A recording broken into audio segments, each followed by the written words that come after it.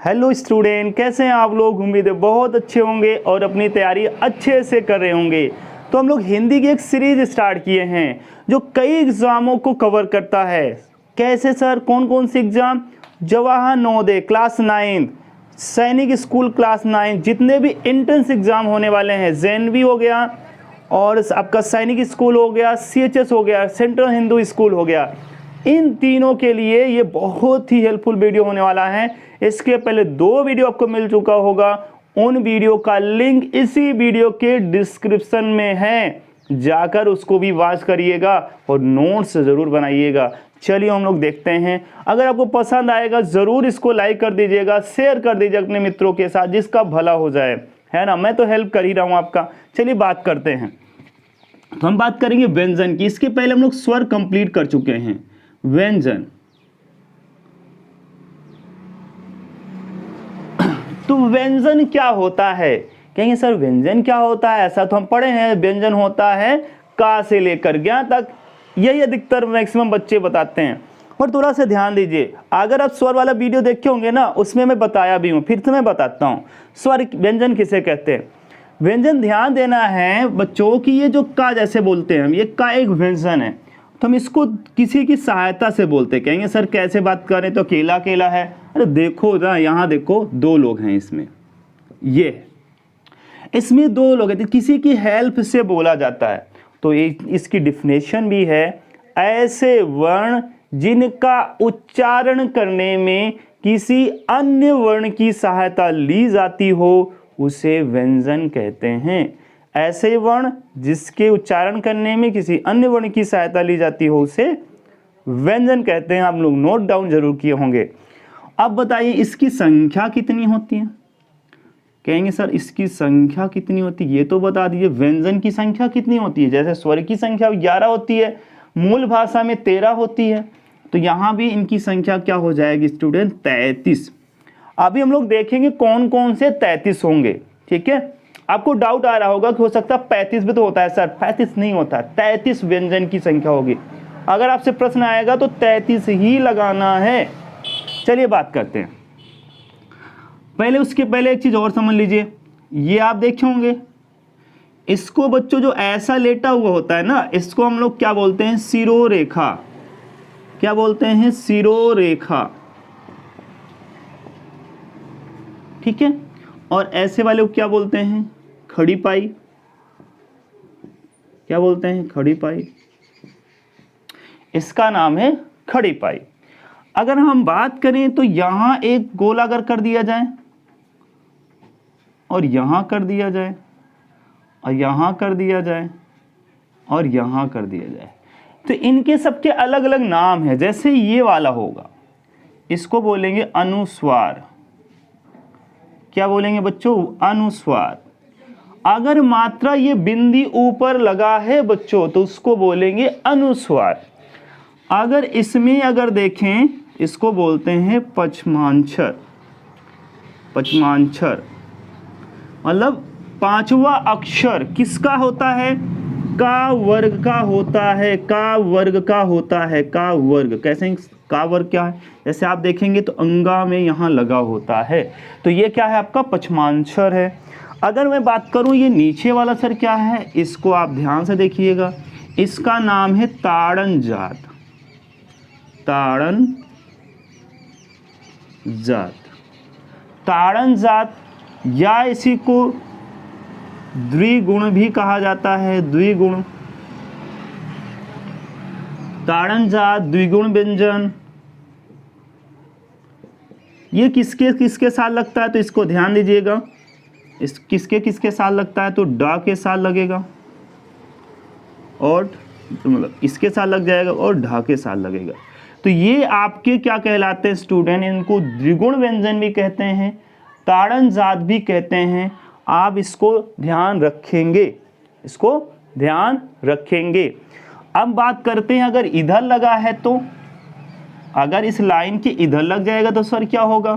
तो यहां इसको बोलते हैं नुक्ता। क्या बोलते हैं? नुक्ता। नुक्ता बोलते हैं इसको। ये जो है अरबी और फारसी भाषा में यूज होता है। अरबी और फारसी भाषा में किस किस अक्षर में लगता है तो वो भी लिख देता हूं, जैसे क में, ख में, ग में, जा और फा में लगता है। ये यहाँ लगता है, कहाँ लगा होता है सर? यहाँ लगता है। ये है नुक्ता, यहाँ लगता है नुक्ता, नुक्ता, नुक्ता। तो इसको बोलते हैं अरबी फारसी भाषा। अगर ये लगे हैं तो आप मान के चलिए ये विदेशी भाषा के शब्द कहलाएंगे। तो याद रखिएगा इनका मतलब ये होता है। मुझे लगता है आप बहुत अच्छे समझ में पाए होंगे और इसको आप नोट डाउन कर लीजिएगा। आगे की हम लोग देखते हैं, ठीक है। आगे देखेंगे का वर्ग, चा वर्ग, ता वर्ग, पा वर्ग, ये सारा चीज देखते हैं, ठीक है। चलिए आगे हम लोग स्टार्ट करते हैं। तो चलिए बच्चों आगे हम लोग देखते हैं। आगे हम लोग क्या देखना है कि जो वर्गीय व्यंजन क्या होता है, स्पर्शीय व्यंजन किसे कहते हैं, अंतस्थ व्यंजन किसे कहते हैं, या ऊष्म व्यंजन किसे कहते हैं। ये बार बार क्वेश्चन आया हुआ है। चलिए इसको पढ़ ही लेते हैं हम लोग। तो आपके देखिए तो 5 वर्ग होते हैं। स्पर्शीय व्यंजन किसे कहते हैं, पहले तो ये समझ लीजिए। स्पर्शीय व्यंजन का मतलब क्या है, आप जिन व्यंजनों का, ध्यान से सुनिएगा डेफिनेशन, जिन व्यंजनों का उच्चारण करते समय जीभ मुख के किसी न किसी भाग को क्या करती हो, स्पर्श करती हो, उसे स्पर्शीय व्यंजन कहते हैं। फिर से ध्यान से सुनना, ऐसे वर्ण जिनको बोलते समय जीभ मुख के किसी न किसी भाग को स्पर्श करती है, करते हों, उसे हम क्या कहते हैं, स्पर्शीय व्यंजन कहते हैं। इसका नाम वर्गीय लगा दिया जाता है क्योंकि एक वर्ग बनाता है। जैसे का से लेकर अंग तक क्या है आपका, एक वर्ग हो गया। तो इसको बोलते हैं, आप ऐसे याद कर सकते हैं, कचट, कचट, कचट तप, कचट तप। तो ये 5 आपके वर्ग होते हैं। तो इसको बोल देते हैं का वर्ग, का वर्ग, और इसको चा वर्ग, और इसको टा वर्ग। क्या बोल देते हैं स्टूडेंट, इसको भी क्या बोलते हैं, का वर्ग, इसको ता वर्ग, ता वर्ग, और ये हो जाएगा पा वर्ग, पा वर्ग। अब कहेंगे सर ये का वर्ग, चा वर्ग, टा वर्ग, ता वर्ग और पा वर्ग, यही आपका स्पर्शीय व्यंजन है। कौन कौन से होते हैं आपको इतना तो पता होगा, का, खा, गा। तो स्टूडेंट हम लोग बात कर रहे थे यही वर्ग की, ठीक है। तो हम इसको लिख दिए हैं जिससे आपको टाइम ज़्यादा ना लगे वीडियो बनाने में, इसलिए मैं इसको लिख दिया हूं। तो देखिए इसको क्या कहा जाता है, इसको सारे को स्पर्शीय व्यंजन कहा जाता है। आपसे ये क्वेश्चन आएगा स्टूडेंट, याद रखना, स्पर्शीय व्यंजन, स्पर्शीय व्यंजन, या इसी को स्टूडेंट, इसी को नाम दे दिया जाता है वर्गीय व्यंजन। इसी का नाम वर्गीय व्यंजन भी है, वर्गीय व्यंजन। तो ध्यान रखना है, ये आपसे प्रश्न कर सकता है। ज़्यादातर स्पर्शीय व्यंजन करके क्वेश्चन आएगा, बोलेगा निम्न में से स्पर्शीय व्यंजन है। तो आपको याद रखना है, तरीका मैं बता रहा हूँ, आप हमेशा के लिए याद कर सकते हैं। कचट तप, कचट तप, याद रखिए, कचट तप, कचट तप, कचट तप। इसका मतलब आपको पता चल गया। का वर्ग, का, कचट का मतलब का मतलब का वर्ग, का वर्ग आपको पता है, का से कहाँ तक ज्ञात, अंगा तक। चा वर्ग और टा वर्ग, तप मतलब ता वर्ग और पा वर्ग। ये टोटल आपका स्पर्शीय व्यंजन कहलाता है और इसी को वर्गीय बोलते हैं। वर्गीय इसलिए बोलते हैं क्योंकि एक वर्ग कहलाता है। आगे आपका आ जाता है अंतस्थ व्यंजन। अंतस्थ व्यंजन, अंतस्थ व्यंजन किसे कहते हैं, या, रा, ला, वा। 4 आपके वर्ण होते हैं इसमें। कितने वर्ण हैं, 4 होते हैं। और ये कितना है आपका, इसको बोलते हैं ऊष्म व्यंजन। क्या बोल देते हैं, ऊष्म व्यंजन। ये बहुत इंपॉर्टेंट है, ये दोनों बहुत इंपॉर्टेंट है। इस पे क्वेश्चन आपको नहीं मिलने वाले हैं, ठीक है। जब आप प्रैक्टिस लगाएंगे ना, मैं प्रैक्टिस करवाऊंगा क्वेश्चन का, तो ये सारे क्वेश्चन आपको मिलेंगे जरूर। तो ये भी आपके कितने हैं, 4 हैं। तो आप देख पा रहे हो वर्गीय व्यंजन कितने हैं, एक में कितने हैं, 5 है। तो 5 5 5 इसमें वर्ग भी है तो 5 पचम 25 हो जाएंगे। इसका मतलब मैं यहां लिख रहा हूं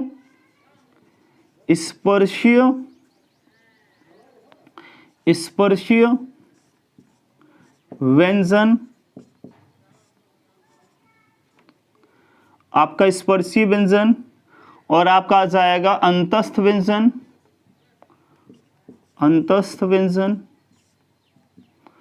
और आपका आ जाएगा ऊष्म व्यंजन। तो ये सारे आपके क्या हो जाएंगे, ये देखिए इनकी संख्या कितनी है 25 है, और इनकी संख्या 4 है, और इनकी संख्या 4 है। तो आपको कितना टोटल हो गया, पहले इसको काउंट कर लीजिए। टोटल हो गया कितना, 25 4 29, और 29 में 4 जोड़ देंगे तो कितना हो जाएगा 33। और आपको बताए थे टोटल व्यंजन की संख्या कितनी मानी जाती है,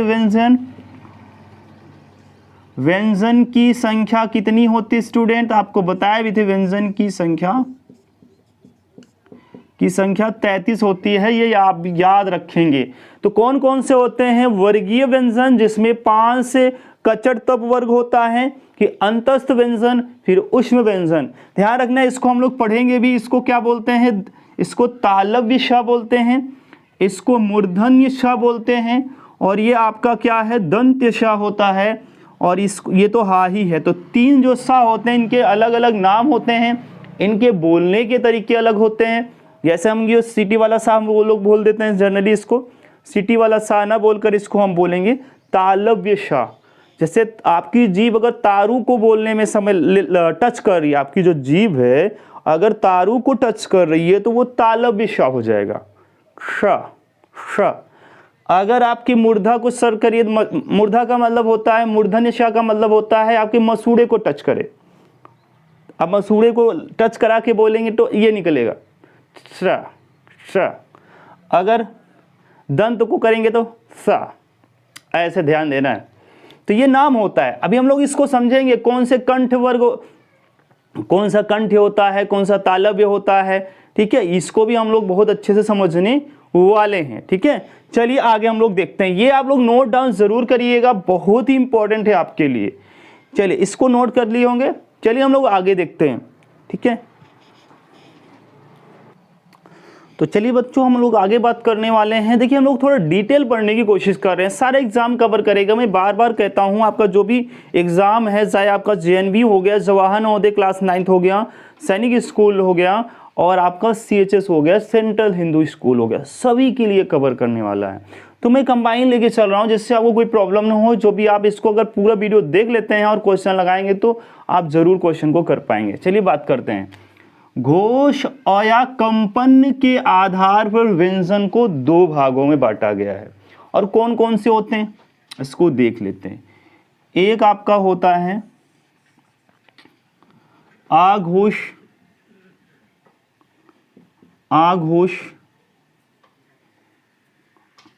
इसको बांटा गया आघोष, और ये होता है आपका सघोष, अघोष सघोष, या इसको घोष ही बोल दिया जाता है। याद रखिएगा, कहीं कहीं घोष ही नाम इसका बोल दिया जाता है, तो याद रखेंगे इसको। अघोष का मतलब होता है, आ का मतलब ना होना, जैसे आपकी हिंदी में यूज करते हैं, जैसे मान का अपमान, तो यहाँ अप शब्द क्या है, नकारने वाला, मतलब उसका विपरार्थक शब्द होता है। वैसे ही घोष का उल्टा है सघोष, इसमें घोष सा का मतलब साथ और आ का मतलब ना, तो यहां देखिए इसका मतलब हो जाएगा ना, ना मतलब बोल सकते नहीं, ये भी बोल सकते। और घोष शब्द, घोष का मतलब होता है कंपन, ठीक है, घोष का मतलब होता है कंपन, तो ध्यान रखना है, सॉरी इसको कंपन, घोष का मतलब होता है कंपन, मतलब जिसमें कंपन नहीं होता। ऐसा मैं लिख सकता हूं, जिस व्यंजन में कंपन, किसको, जिस व्यंजन को बोलते समय कंपन ना हो, जिस व्यंजन में कंपन ना हो, या बोलते समय ही तो कंपन की बात करेगी, इसलिए मैं ज़्यादा डिटेल नहीं आपको मैं बोल दे रहा हूँ। जिस व्यंजन को बोलते समय कंपन ना हो उसे क्या बोलते हैं, अघोष बोलते हैं। अघोष व्यंजन बोलेंगे जिस व्यंजन में कंपन ना हो ना। अब बताइए इसमें क्या है, सा का मतलब होता है साथ, अब प्लस घोष का मतलब होता है कंपन। अब ये कंपन होगा मतलब मैं बोल सकता हूँ क्या, मैं बोल सकता हूँ क्या बच्चों, कंपन के साथ, मैं बोल सकता हूँ क्या कंपन के साथ, तो कंपन के साथ।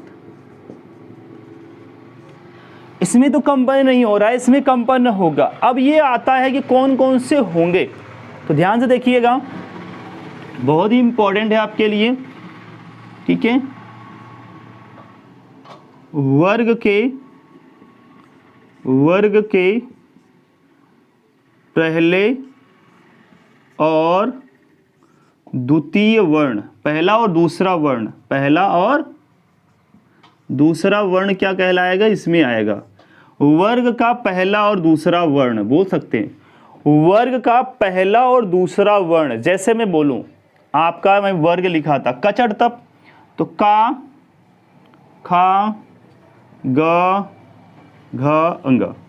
तो आप अगर देखें बच्चों यहाँ, तो ये जो का है वो को क्या, क ख, ये क ख क्या हो जाएगा, अघोष वर्ण हो जाएगा। यही का वर्ग का पहला दूसरा वर्ण हो जाएगा।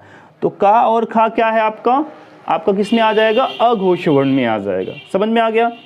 अगर ये गा, घा, अंगा क्या लेंगे, तो इसमें ले लेंगे, इसको सघोष में ले लेंगे, ठीक है।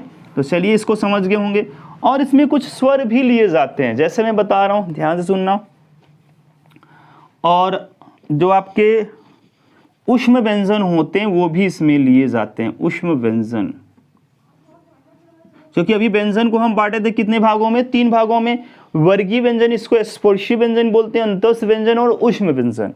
तो ये आपका इसमें आ जाएगा, ठीक है, इसमें आ जाएगा। वो कौन कौन से होंगे, श,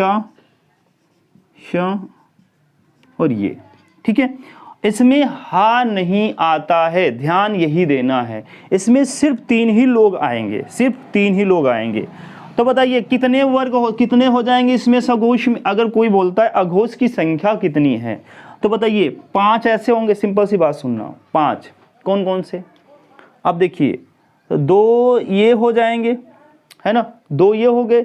और अगर ये 2 हो गए, ठीक है, 2 ये हो गए बच्चों, क्या हो गया, 2 ये हो गया। 2 की सीरीज से अगर देखेंगे तो 10, 5 दूना 10 हो गया। क्योंकि मैं कह रहा हूँ 5 वर्ग हैं, एक वर्ग में 2 वर्ण, एक वर्ग में 2 वर्ण। जैसे का वर्ग में का, खा, कचट, चा वर्ग में चा, छ। तो ऐसे 5 वर्ग हैं, तो 5 दूना 10 वर्ग हो जाएगा, 10 वर्ण हो जाएंगे। और 3 ये, तो 10 + 3 टोटल कितने वर्ण हो जाएंगे, 13 वर्ण होंगे। बोल सकते हैं 13 व्यंजन होंगे। कितने हो जाएंगे बच्चों, 13 व्यंजन हो जाएंगे। किस में आएंगे, ये आघोष में आएंगे। अब इसमें बात कर लेते हैं, सिंपल सी वही बात है। वर्ग का तीसरा, चौथा और 5वां वर्ण। अब 2 तो क्या हो जाते हैं, अघोष, और 3 कितने बचते हैं, 5 होते हैं टोटल वर्ग में। तो 3 क्या हो जाएंगे, सघोष, या इसी को घोष भी बोला जाता है, याद रखिएगा। अब ये बात हो गई।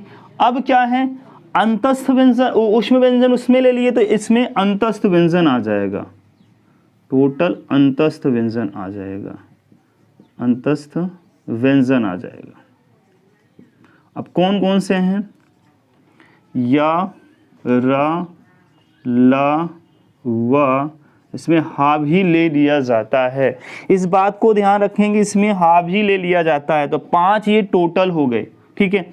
अब क्या बचता है, स्वघोष में है तो स्व मतलब, अब इसको याद करने का तरीका मैं बता रहा हूं, सभी स्वर, सभी स्वर का मतलब इनकी संख्या कितनी मानी जाएगी, 11। अब बताइए टोटल कितने अघोष हो गए, तो कहेंगे सर अघोष या इसको घोष भी बोला जाता है। तो 3 ऐसे हो गए, 3 एक वर्ग में, तो 5 वर्ग हैं, तो 15 ऐसे हो गए, ठीक है, 5 3 15। और 5 ये हैं, प्लस 11 ये हैं, जोड़ डालिए टोटल 20, टोटल 31 वर्ण हो जाएंगे, 31 वर्ण हो जाएंगे, इसमें आ जाएंगे। तो ये था घोष या अघोष, कंपन के आधार पर या बोल सकते हैं घोष के आधार पर इसको 2 भागों में बांटा गया। अघोष, आघोष का मतलब आ का मतलब ना, घोष का मतलब कंपन, जिसमें कंपन ना हो, जिस वर्णों को बोलते समय कंपन ना हो उसे आघोष कहते हैं।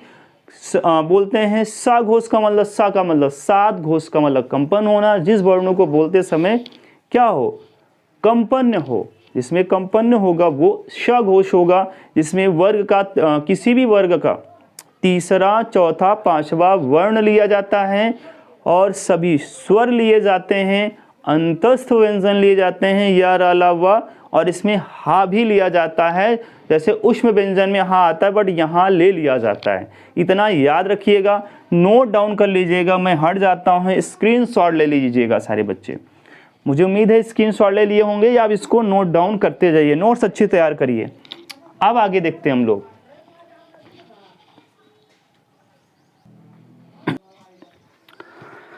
तो बच्चों हम आगे देखते हैं, आगे क्या है। जैसे हम बोलते हैं हमारा वायु प्राण, वायु प्राण क्या है, तो कहेंगे सर वायु प्राण जो है मुंह से निकलने वाली ध्वनि, मुंह से निकलने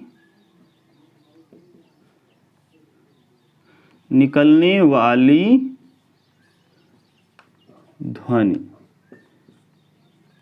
ये है क्या, मुंह से निकलने वाली ध्वनि की क्या बात है सर। तो सिंपल सी बात समझिए, जब हम बोलते हैं तो हमारे जो वाग्य यंत्र है, मतलब जहां से ध्वनि उत्पन्न होती है फेफड़ों से, तो आप अगर ध्यान दें तो कभी कभी ध्वनि ज़्यादा निकलेगी किसी चीज़ को बोलने में। जैसे हम कोई चीज़ बोलें, जैसे हम वर्ड ही बोल रहे हैं तो ध्यान से सुनिएगा, हम बोल रहे हैं का वर्ग जैसे पढ़ेंगे तो बोलेंगे का, खा, ग, घ, अंग। तो आपको क्या समझ में आया कि का को बोलने में हम कम समय लगाए लेकिन खा को बोलने में ज़्यादा समय लगाए, वैसे ही गा को बोलने में कम समय लगाए लेकिन घा को बोलने में ज़्यादा समय लगाए। इसी को बोलते हैं, जिसमें समय कम लगा उसको बोलेंगे अल्प प्राण, अल्प प्राण ध्वनियाँ, जिसको बोलने में ज़्यादा समय लगा उसको महाप्राण ध्वनियाँ। तो देखते हैं इसी चीज़ को हम लोग लिख लेते हैं। तो इसको 2 भागों में बांटा गया, बोलने में लगा समय के आधार पर अल्प प्राण, दूसरा होता है महाप्राण। अल्प प्राण में कौन कौन आता है, अल्प का मतलब होता ही है कम, अल्प का मतलब क्या हो जाएगा,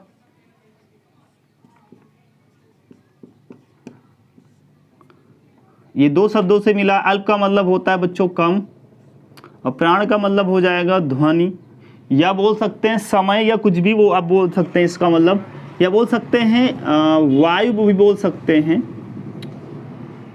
वायु, कम वायु जिसमें निकले। जब हम बोल रहे हैं जैसे क, तो वायु कम निकल रही है, जैसे बोल रहे हैं ख, तो आवाज देखिए आप सामने रख के देखिए तो समझ में आ जाएगा वायु, तो जिसमें कम वायु निकलती हो बोलते समय तो वो अल्प प्राण होगा। अब महा का मतलब हो जाएगा, महा का मतलब हो जाएगा अधिक, का हो जाएगा अधिक, अब प्लस प्राण आप समझ रहे हैं, प्राण का मतलब क्या हो जाएगा स्टूडेंट, वायु। तो इसको अधिक लग रहा है समय, है ना, अब इसमें अधिक लग रहा है। अब जैसे हम लोग एग्जाम्पल लेंगे कौन कौन से सर, आप ये तो बताइए, हम तो ये समझ गए कि जिसमें ज़्यादा समय लगेगा या बोलने में कम वायु निकल रही है, जिसमें कम वायु निकलेगी उसको बोलेंगे अल्प प्राण, जिसमें वायु ज़्यादा निकलेगी उसको बोलेंगे महाप्राण। बस कौन कौन से होता है जो आपके लिए क्वेश्चन आता ही आता है इसी से। तो देख लीजिए, वर्ग का व्यंजन, वर्ग का, सॉरी बार बार वही लिख, वर्ग